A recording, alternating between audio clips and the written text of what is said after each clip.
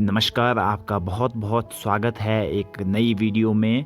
आज हम लोग करने वाले हैं हमारे आसपास के बाज़ार। तो प्यारे बच्चों, जब हम बाज़ार जाते हैं और बाज़ार से बहुत सारी चीज़ें खरीदते हैं, जैसे सब्जियां, साबुन, दंत मंजन, मसाले, ब्रेड, बिस्किट आदि। हम जो कुछ भी खरीदते हैं, अगर हम उनकी एक लिस्ट बनाएं तो वो लिस्ट क्या होगी? काफ़ी लंबी होगी। ठीक है। और बाजार भी है, वो भी कई तरह के होते हैं। बाजार का उपयोग हम क्यों करते हैं? बाजार हम क्यों जाते हैं? हम अपनी रोजमर्रा की जरूरतों को पूरा करने के लिए वहां जाते हैं। हमारे आसपास में अनेक प्रकार के बाजार हैं। ठीक है। इसमें से कुछ बड़े बाजार हैं जिन्हें शॉपिंग कॉम्प्लेक्स कहेंगे, शॉपिंग मॉल कहेंगे, और कुछ हमारी छोटी दुकानें हैं और जहां से हम अपनी रोजमर्रा की जो आवश्यकता की चीजें हैं उनको खरीदते हैं। तो इस अध्याय में हम बाजार के इन्हीं प्रकारों को समझने की कोशिश करेंगे और यह जानने की कोशिश करेंगे कि यहाँ बेचे जाने वाली चीज़ें जो है वो खरीदारों तक कैसे आती हैं, ये खरीदार आखिर है कौन, और इन चीज़ों को बेचते कौन है, और इन सब के बीच कैसी और कौन कौन सी समस्याएं आते हैं, ये हम इस पाठ में पढ़ेंगे। ठीक है। तो बाजारों की जो सबसे पहली कैटेगरी है वो है साप्ताहिक बाजार। तो साप्ताहिक बाजार इसका नाम इसलिए पड़ा है क्योंकि यहाँ ये जो बाजार है ये सप्ताह के एक निश्चित दिन ही खुलते हैं या निश्चित दिन ये बाजार लगते हैं। तो इस साप्ताहिक बाजार में रोज खुलने वाली दुकानें पक्की दुकानें नहीं हैं। व्यापारी क्या करते हैं? दिन में दुकान लगाते हैं और शाम होने तक उन्हें समेट लेते हैं। अगले दिन वे अपनी दुकानें किसी और जगह पर लगाते हैं। देश भर में ऐसे हजारों बाजार लगते हैं और लोग इनमें अपनी रोजमर्रा की जरूरतों की चीजें खरीदने आते हैं। अब साप्ताहिक बाजारों में फायदा क्या होता है? तो साप्ताहिक बाजार है, वहां चीजें बहुत ही सस्ते दामों पर मिल जाती है। ऐसा क्यों होता है? क्योंकि जो पक्की दुकानें होती है वहां पर दुकानों को कई तरह के खर्चे जोड़ने होते हैं। जैसे दुकान का किराया हो गया, उस दुकान में बिजली यूज हो रही है, उसका बिल हो गया, सरकारी शुल्क, कई तरह के शुल्क वहां देने पड़ते हैं, और इन दुकानों पर काम करने वाले कर्मचारियों की तनख्वाह भी इसी खर्चे में जोड़नी होती है। लेकिन साप्ताहिक बाजार में बेची जाने वाली चीज़ों को दुकानदार अपने घर में ही जमा करके रख सकते हैं, और इन दुकानदारों के में घर के लोग जो है अक्सर इनकी सहायता करते हैं, जिससे इन्हें कोई भी अलग कर्मचारी नहीं रखना पड़ता है। तो साप्ताहिक बाजार में एक ही तरह के सामानों के लिए कई दुकानें होती है, जिससे उनमें आपस में प्रतियोगिता भी होती है। यदि एक दुकानदार किसी दूसरी वस्तु के लिए अधिक कीमत लगाता है तो लोगों के पास विकल्प होता है कि वे अगली दुकान पर जाकर सामान देख लें। ऐसा संभव हो सकता है कि वहां पर जो है वस्तु उसकी कम कीमत में मिल जाए उसे वो वस्तु। तो ऐसी स्थिति में खरीदारों के पास ये अवसर होता है कि वे मोल तोल करके भाव कम कर दें। ठीक है। तो ऐसा आप अपनी स्क्रीन पे देख सकते हैं कि एक समीर रेडीमेड वस्तुओं का एक व्यापारी है, और उसने क्या है, रेडीमेड वस्तुओं की जो है दुकान खोल ली है चौराहे पर, और यहाँ पर ये अपने कपड़ों को बेच देता है।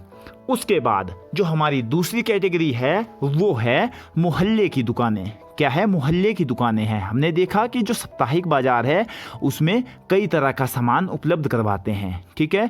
कपड़ों से लेके, सब्जियों से लेके बहुत तरह की ऐसी चीज़ें हैं जो साप्ताहिक बाजार जो है हमें मुहैया करवाता है। अब हम बात करेंगे मोहल्लों की दुकानों की, कि मोहल्लों की दुकानें जो है वो कैसी होती है। लेकिन हम अन्य तरह के बाज़ारों से भी सामान खरीदते हैं। ठीक है। ऐसा ज़रूरी नहीं है कि हम साप्ताहिक बाज़ार से ही सामान लेते हैं। ऐसे अनेक प्रकार के और व्यापार होते हैं, ऐसे और अनेक प्रकार के जो बाज़ार होते हैं वहाँ पर हम अपने सामान को खरीदते हैं। ऐसी बहुत सी दुकानें हमारे मोहल्ले में भी होती हैं जो हमें कई तरह की सेवाएं और सामान उपलब्ध करवाती हैं। हम पास की डेयरी से दूध, किराना व्यापारी से तेल, मसाले और अन्य खाद्य पदार्थ, तथा स्टेशनरी के व्यापारी से कागज कलम, और फिर दवाइयों की दुकान से दवाई भी खरीद सकते हैं। इस तरह की दुकानें अक्सर पक्की और स्थायी होती है, जबकि सड़क किनारे फुटपाथ पर सब्जियों के कुछ छोटे दुकानदार, फल विक्रेता और कुछ गाड़ी मैकेनिक आदि भी दिखाई देते होंगे। तो क्या होता है, जब आप शहरों में जाते हैं तो शहरों में आपको दोनों प्रकार की जो है ये व्यवस्था मिल जाती है। वहाँ पर आपको आप देखेंगे कि जो सब्जी वाले हैं वो क्या है, वो साप्ताहिक बाजार लगाते हैं। उन शाम को अपना जो सामान है उसको समेट लेते हैं और अगले दिन सुबह दोबारा से वहाँ पर दुकान लगा लेते हैं। लेकिन इसके विपरीत जो मोहल्ला व्यापारी हैं वो क्या करते हैं, उनकी जो दुकानें हैं वो स्थायी होती हैं, पक्की होती है, और वो वहीं पर एक जगह ही रख कर अपनी दुकानों से सामान को बेचते हैं। तो पड़ोस की कई दुकानें कई अर्थों में बहुत उपयोगी होती है। हमारे घरों के करीब तो वे होती ही है और हम सप्ताह के किसी भी दिन और किसी भी समय इन दुकानों पर जा सकते हैं। सामान्यतः क्या होता है, दुकानदार और खरीदार, जो दुकानदार जो सामान बेच रहा है और जो सामान खरीद रहा है, वो एक दूसरे से क्या हो जाते हैं, परिचित भी हो जाते हैं, मतलब एक दूसरे के नोन हो जाते हैं।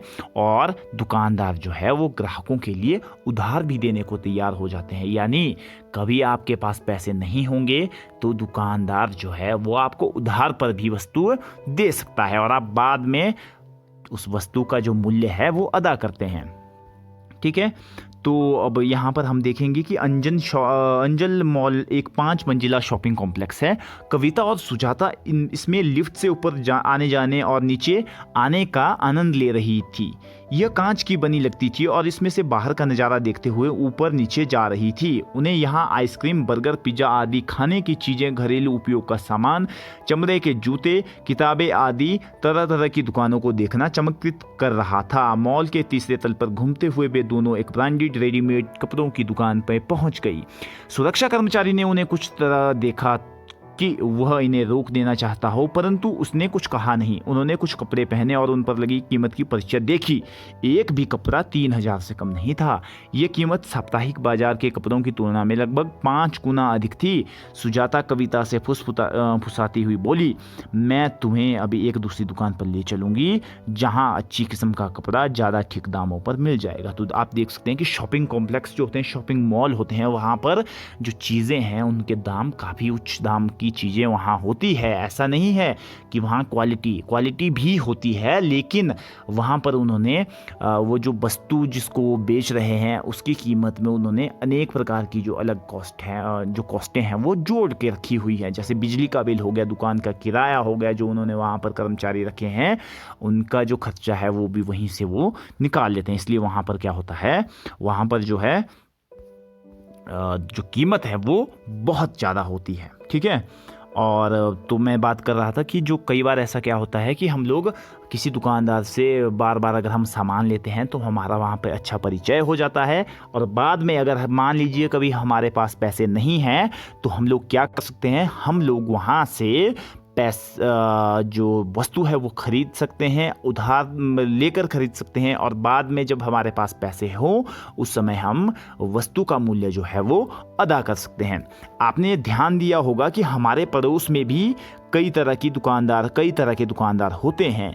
कुछ तो पक्की दुकान वाले होते हैं और कुछ सड़क किनारे दुकानें सजाकर सामान बेचते हैं। तो इस तरह से हमने आज बाजार के 2 रूप पढ़े, जिसमें से हमारा जो पहला रूप है वो क्या है, हमारा जो पहला रूप है वो है साप्ताहिक बाजार। साप्ताहिक बाजार हमने देखा कि साप्ताहिक बाजार क्या होता है।